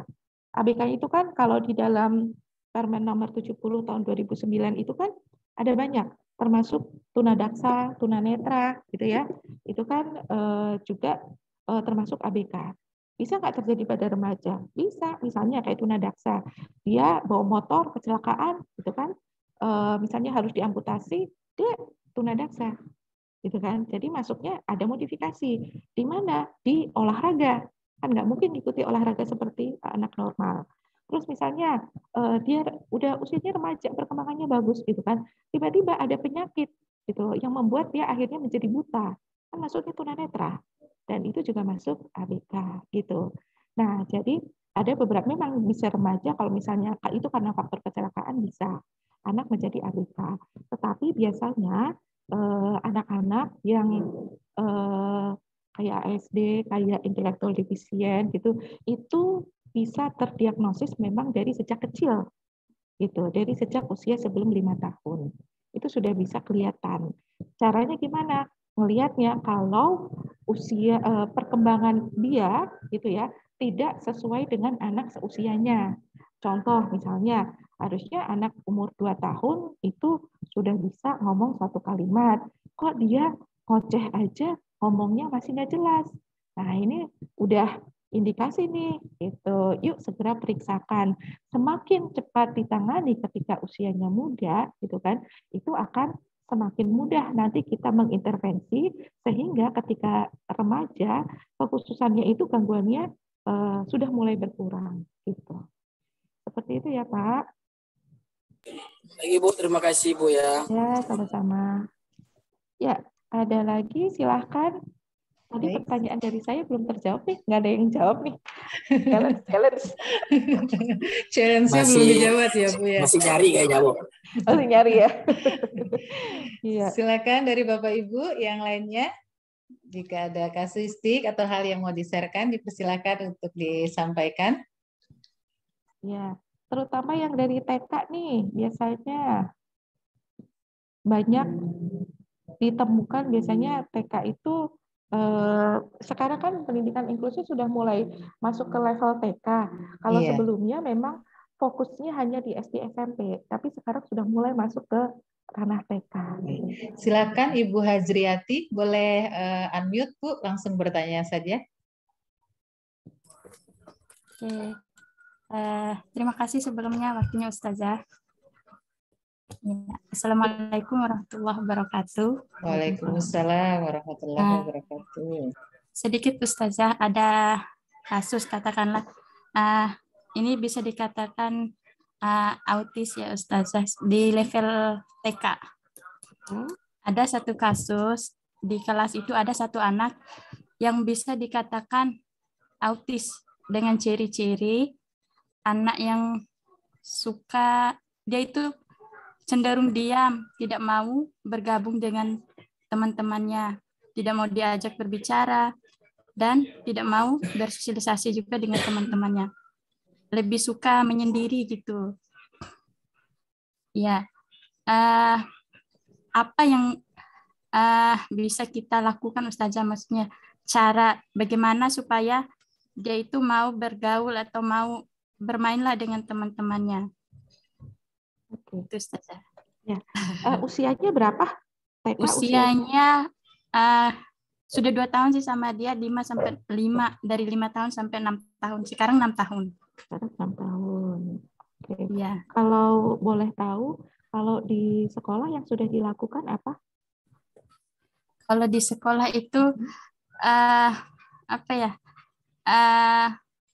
Kita kasih sih sama dia supaya mau bergaul dengan supaya mau bergabung dengan teman-temannya. Ayo Bang, ini Ustazah punya permen, kita gabung yuk sama teman-teman. Kalau kita habiskan waktu aja dengan dia itu kasihan lagi teman-temannya yang sekian orang itu. Gitu. Iya. Ya, itu sih yang dilakukan. Dia itu sulit sekali diajak berbicara biar kita tahu apa maunya gitu. Sudah dipanggil orang tuanya? Sudah, sama orang tuanya juga sudah diajak terapi juga gitu. Cuman ada dia ada memang kelainan, bisa dikatakan kelainan gitu. Tidak mau melepas sesuatu benda di tangannya, itu harus ada pegangan seperti kayak orang main HP, pencet HP gitu. Attachment. Kita ngelepas aja sesuatu benda di tangannya itu dia sudah ngamuk, itu teriak, aduh nggak mau, aduh. Itu harus ada pegangan, entah itu batu, kayu mungkin. Itu makanya kita ganti dengan sesuatu, misalnya permen, ini saja punya permen, saja ganti ya, saja pinjam. Itu baru dia mau permen. Oh iya. Itu aja upaya yang dilakukan supaya dia mau terbiasa dengan teman-temannya. Itu aja Ustazah, terima kasih. Assalamualaikum warahmatullahi wabarakatuh. Assalamualaikum warahmatullahi wabarakatuh. Ya, ini TK usianya sekitar 6 tahun. Nah, jadi kalau yang saya tadi dari cerita, bagaimana sih pihak sekolah untuk menangani ini. Jadi yang pertama kali kita harus lakukan adalah tadi Ustazah mengatakan ini autis gitu kan. Jangan dulu Ustazah. Soalnya kan dia belum diperiksa sama psikolog gitu ya.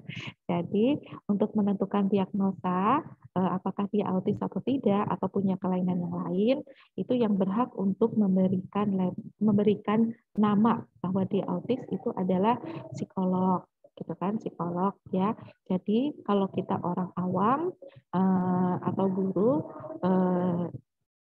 tidak boleh menyebutkan seperti itu kalau hasilnya belum belum pasti dari psikolognya. Itu yang pertama, gitu ya. Nah, kalau yang Ustazah tadi sudah sebutkan dari ciri-cirinya, itu kalau saya melihat sebenarnya dia bukan autis. Gitu kan. Autis itu ada ciri-ciri tertentu yang khas yang dimiliki, dan ini dia nggak ada, gitu ya. Nah, ini dia cenderung diam, nggak mau bicara, nggak mau sosialisasi, selalu menyendiri. Nah, memang salah satu yang harus dilakukan, yang pertama adalah satu, harus dikomunikasikan ke orang tua. Tadi sudah disampaikan kan, dikomunikasikan orang tua. Dan yang harus dipastikan kembali adalah keterbukaan antara orang tua dengan pihak sekolah dan sebaliknya. Gitu. Kenapa? Karena menangani anak itu tidak bisa kalau saling menutupi. Gitu ya. Nah, ini yang saya lihat misalnya dia punya attachment atau harus ada sesuatu yang dipegang. Artinya kondisi psikisnya dia insecure gitu. Artinya tidak merasa aman. Berarti ada sesuatu nih. Gitu. Ada sesuatu yang terjadi dengan dia. Kenapa sih anak-anak kok bisa merasa insecure gitu ya? Nah, biasanya ini disebabkan salah satunya adalah karena pola asuh yang dibangun di rumahnya. Biasanya kalau TK itu masalahnya pasti di pola asuh, gitu kan. Kita lihat, kita gali kembali, kita interview orang tuanya, bagaimana sih mereka mengasuh anak di rumah, gitu. Apa kegiatan yang diberikan oleh anak? Sehari-hari anak ngapain aja? Kalau anak marah, apa yang dilakukan oleh orang tuanya, gitu ya. Terus apa yang menyebabkan kok dia nggak bisa harus megang sesuatu sih, gitu kan? Kejadian apa? Kalau saya pikir mungkin ini agak traumatis ya. Kejadian apa yang dia bisa menyebabkan dia sebegitu harus memiliki attachment?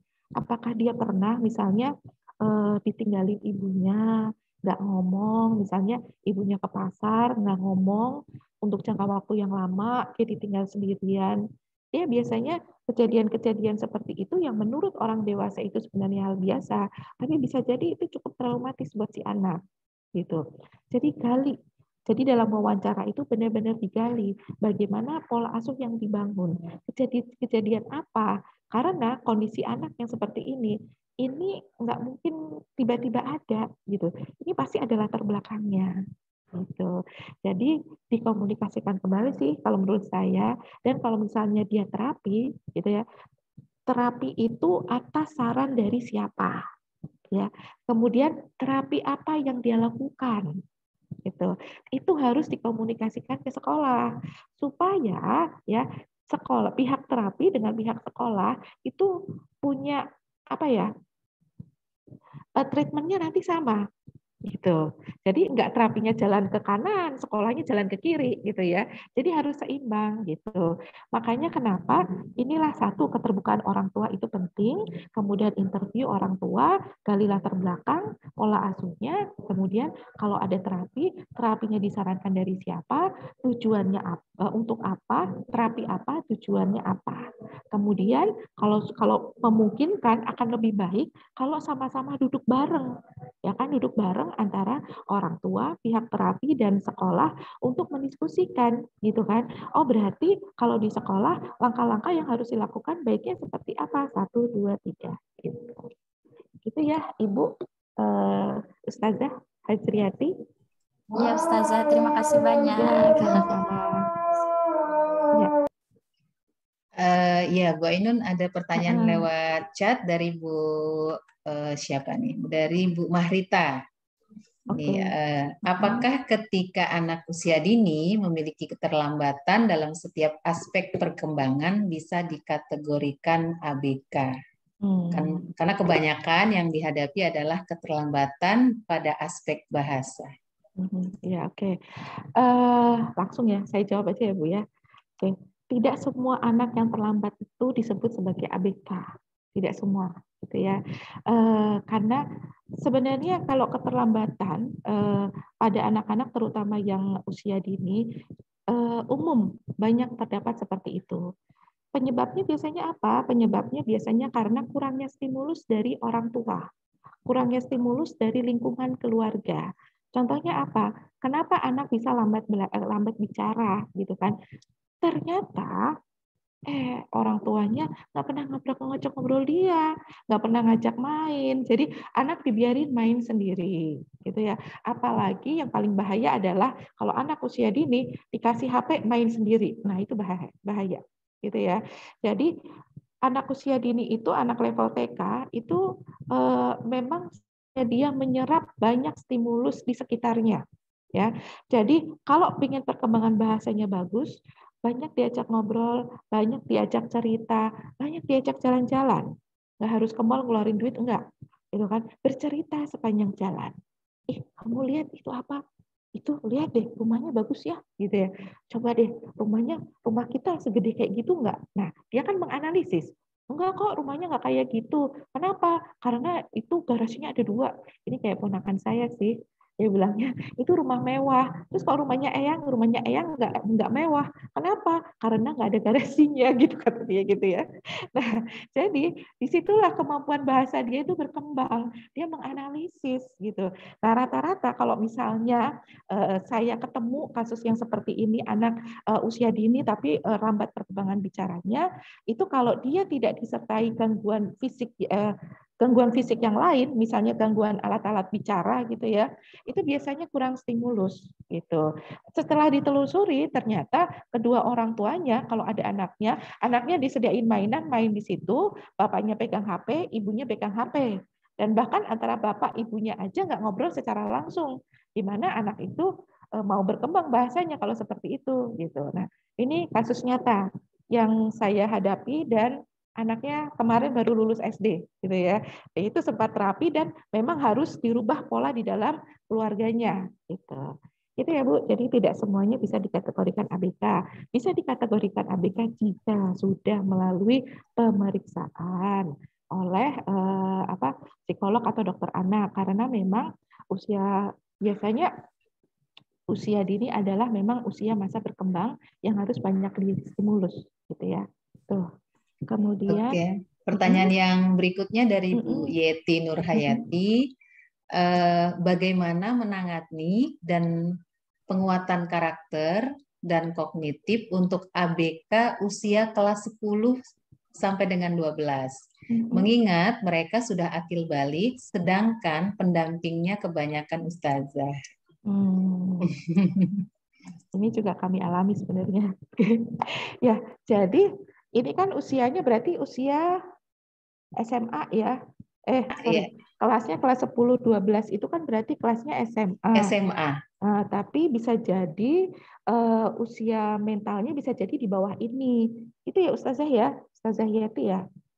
Bisa jadi usia mentalnya di bawah ini. Biasanya seperti itu. Nah, memang kalau untuk akil balik gitu ya, pendampingnya memang sebaiknya laki-laki, gitu. Sebaiknya laki-laki. Tetapi pada umumnya mencari pendamping laki-laki untuk anak ABK itu susah, gitu. Kenapa? Karena yang memiliki kesabaran lebih itu biasanya para ibu, gitu ya. Nah, jadi kalau kami biasanya kan kita lihat dulu nih dia kekhususannya apa, gitu. Kekhususannya apa? Kalau dia misalnya ASD atau IB gitu ya, kalau dia sudah terbiasa di sekolah inklusi, apalagi sekolah IT gitu ya, dia biasanya udah ngerti gitu.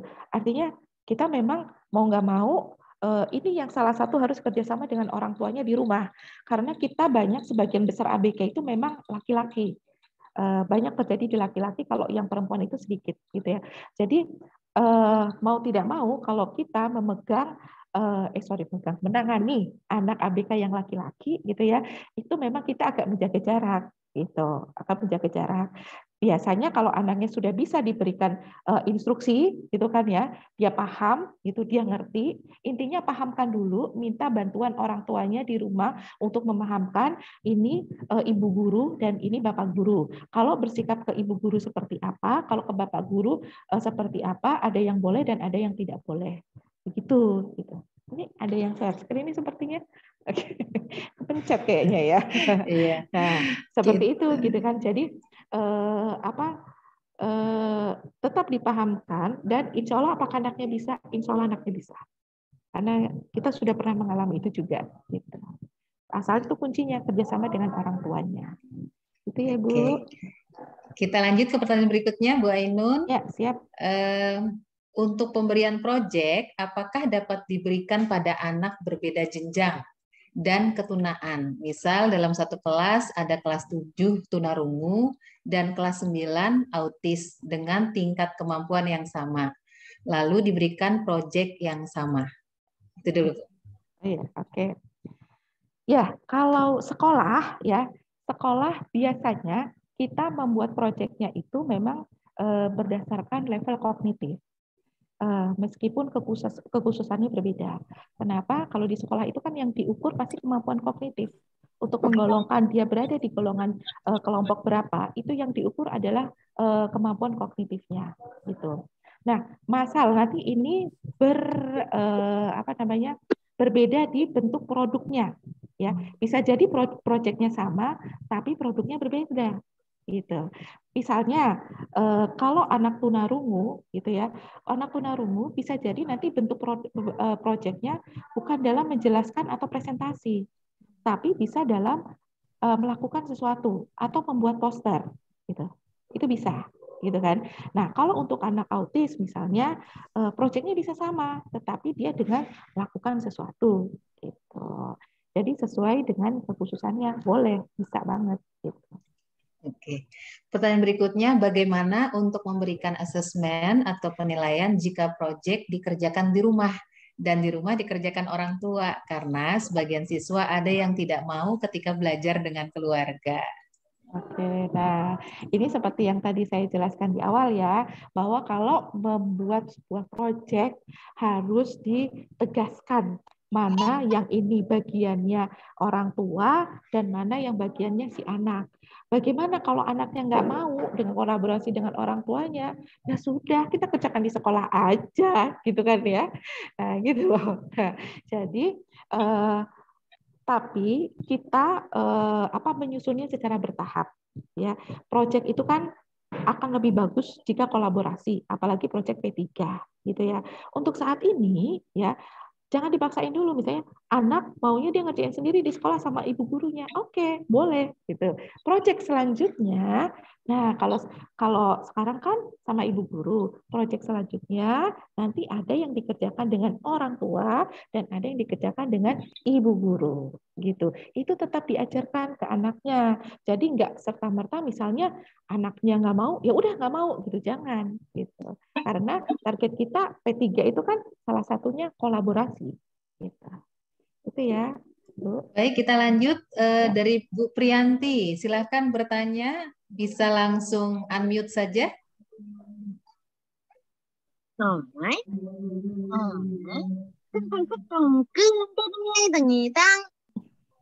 Sepertinya ada keyaga. Iya, silakan Bu Priyanti. Silakan, langsung saja.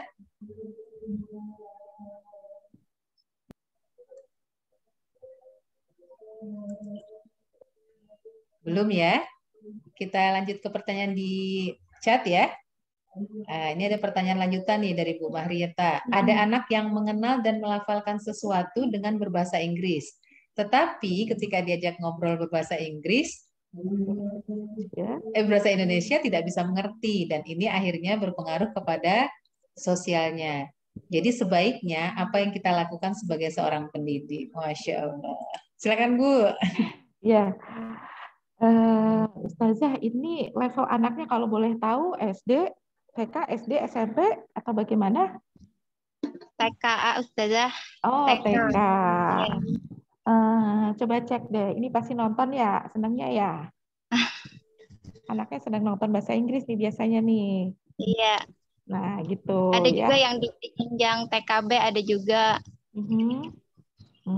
Iya. TKA juga ada yang sama kayak gitu. Iya. Kasusnya Ustazah.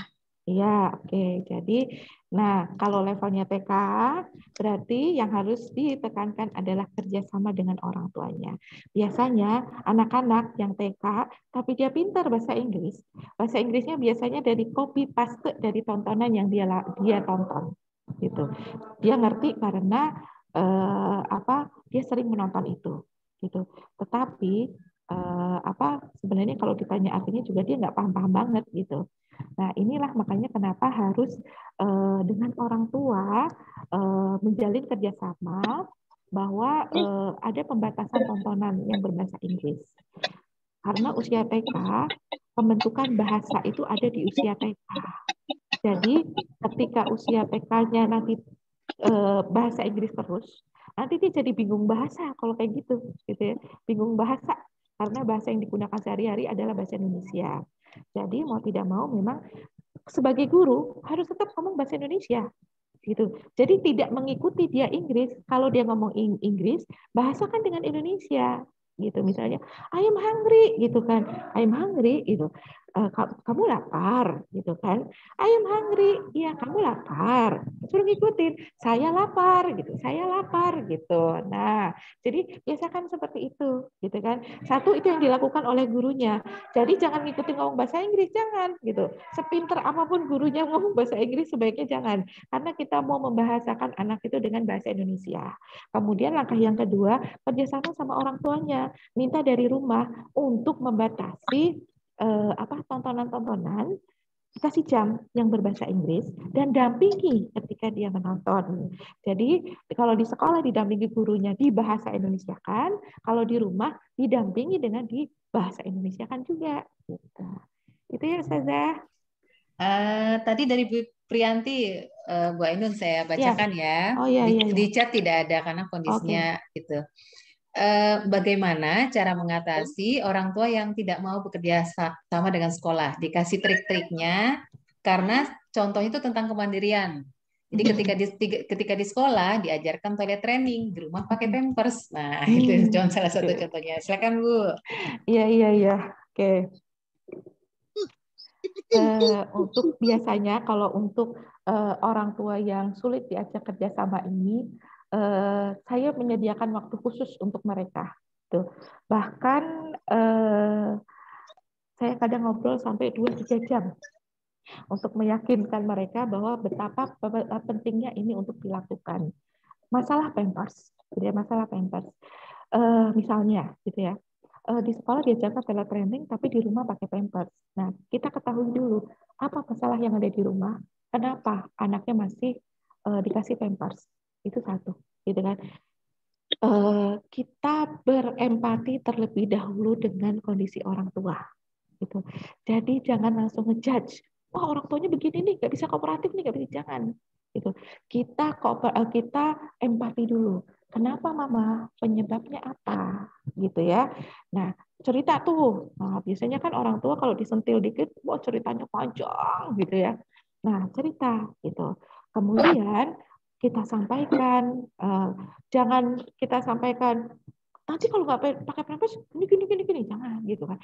Satu, kita berempati. Kemudian kita buka wawasan orang tua, pandangan orang tua tentang pentingnya toilet training ini gitu. Coba bayangkan Mama nanti kalau anaknya camping, misalnya udah kelas 1 SD, anaknya camping, teman-temannya kan kelas 1 SD udah nggak pakai pampers gitu kan. Coba bagaimana perasaan anaknya kalau dia ternyata masih pakai pampers juga gitu. Nah, terkadang orang tua itu nggak kepikiran sampai ke situ gitu. Karena yang ada beberapa orang tua yang memang pengennya praktis ya. Yang penting ini kasurnya nggak basah nih gitu, pikirnya praktis, ada seperti itu. Jadi kita sama-sama buka wawasan orang tua tentang pentingnya hal yang akan kita lakukan, kemandirian yang kita ajarkan. Kemudian baru sama-sama kita ajak orang tua untuk membuat program bersama gitu. Dimulainya apa? Dimulai dari yang sederhana dulu ya, nggak usah misalnya dia punya masalah kemandirian 4 gitu kan, 4-4-nya langsung, jangan, step by step ya. Mana yang paling urgent duluan, kita buat langkah-langkahnya dulu ya. Satu, Mah kita buat target ya Mah, selama 1 bulan ini Ananda begini. Nanti untuk masalah berikutnya gitu ya, itu kita evaluasi yang ini, baru nanti bulan depan kita tambahkan programnya untuk Ananda gitu. Jadi dibuka wawasannya, ditambahkan pengetahuannya, dan dibangun empati kita sebagai guru. Apalagi kalau menghadapi biasanya kasus kayak gini banyak terjadi yang kedua orang tuanya bekerja, gitu ya. Nah, itu. Jadi kita empati itu penting terhadap orang tua. Gitu. Itu ya, Bu siapa namanya tadi? Apri. Bu Priyanti. Bu Priyanti. Baik Bapak Ibu, Masya Allah ya, aplikatif semua ya pertanyaannya dan luar biasa. Silakan Bapak Ibu, masih ada kesempatan untuk bertanya lagi. Yang bisa langsung bertanya silakan meng-unmute, yang tidak bisa lewat kolom chat.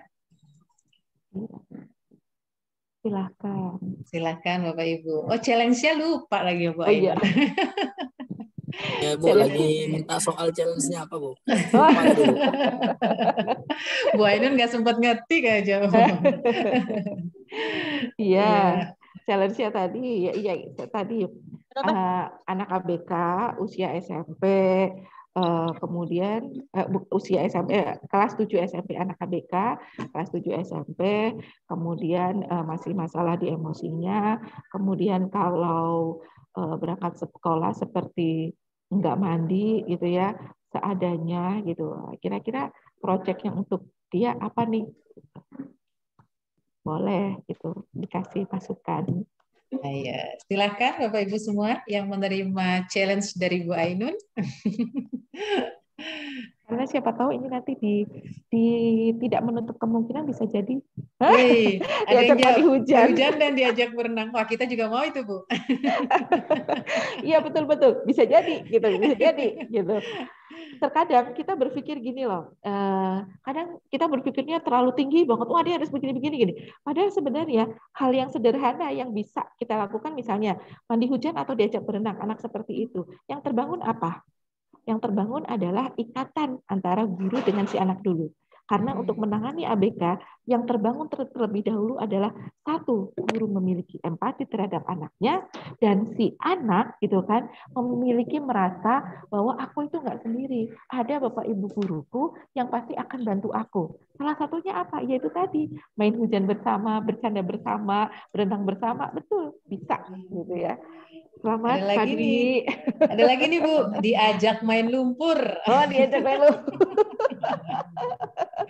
betul ya, betul bisa. Outbound sekalian ya Bu ya. Iya.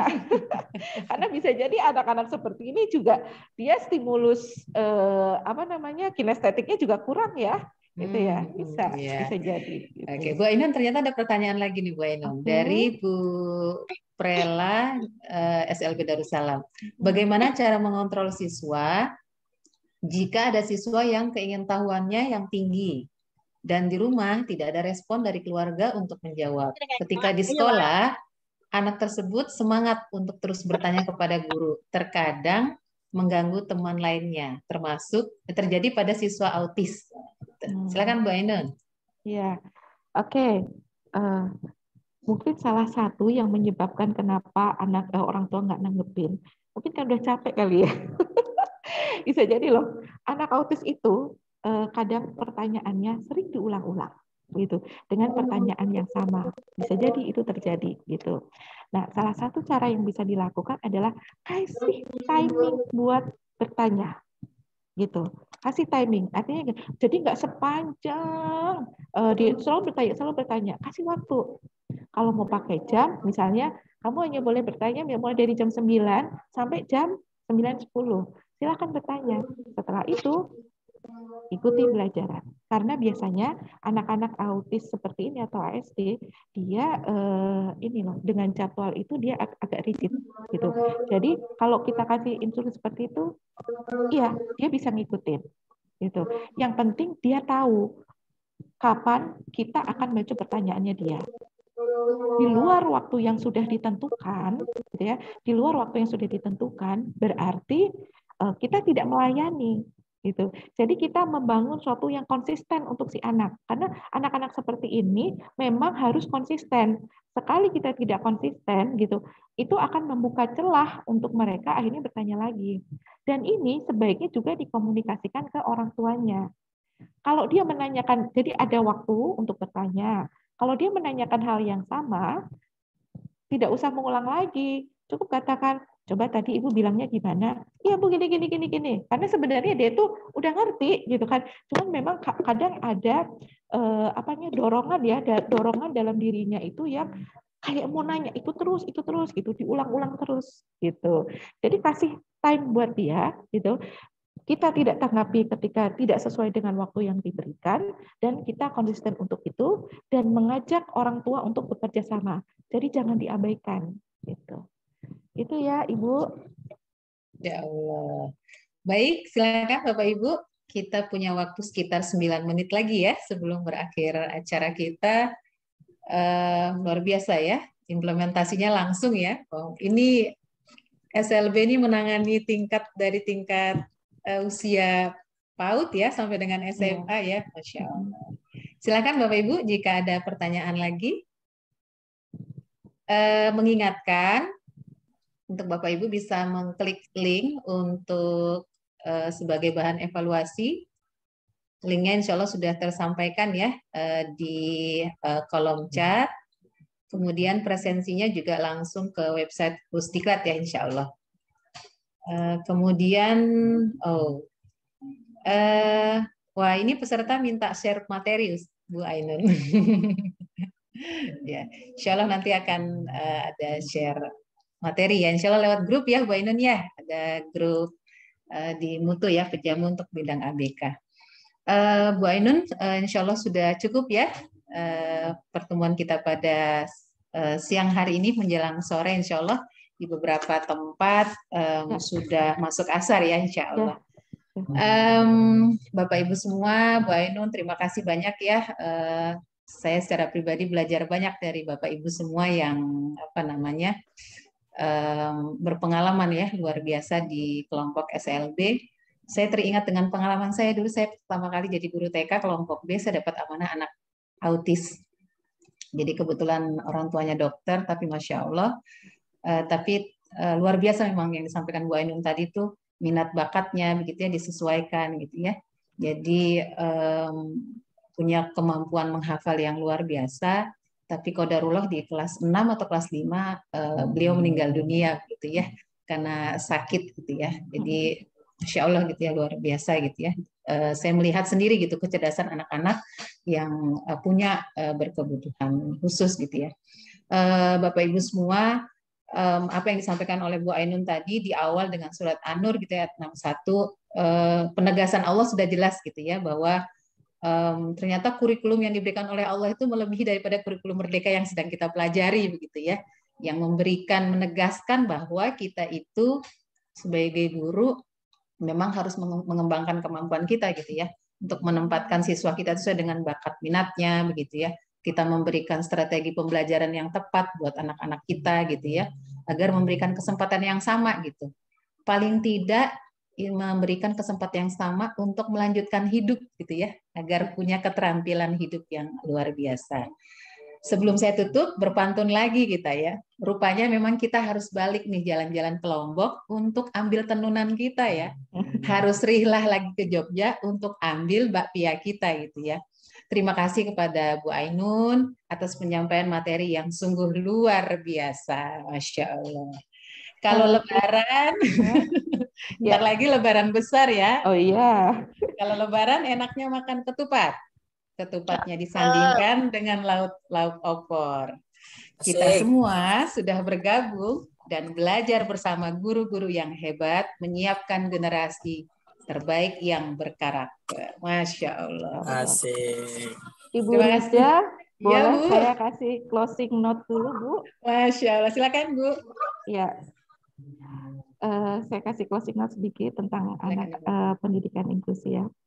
Allah menitipkan kelebihan di setiap kekurangan, menitipkan kekuatan di setiap kelemahan, menitipkan sukacita di setiap dukacita, menitipkan harapan di setiap keraguan.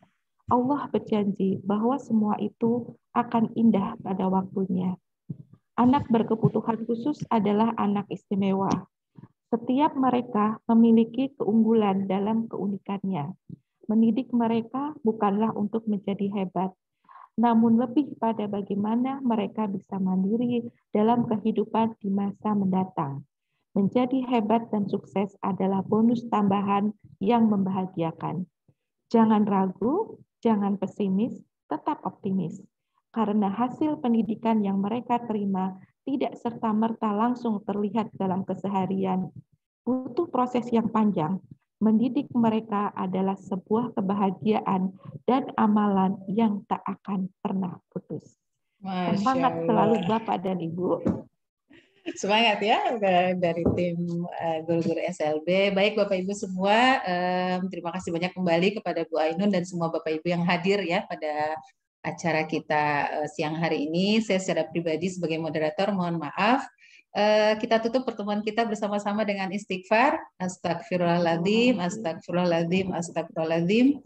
Dan doa kafaratul majelis, subhanakallahumma wa bihamdik, asyhadu an la ilaha illa anta, astaghfiruka wa atubu ilaik. Dari saya, assalamualaikum warahmatullahi wabarakatuh.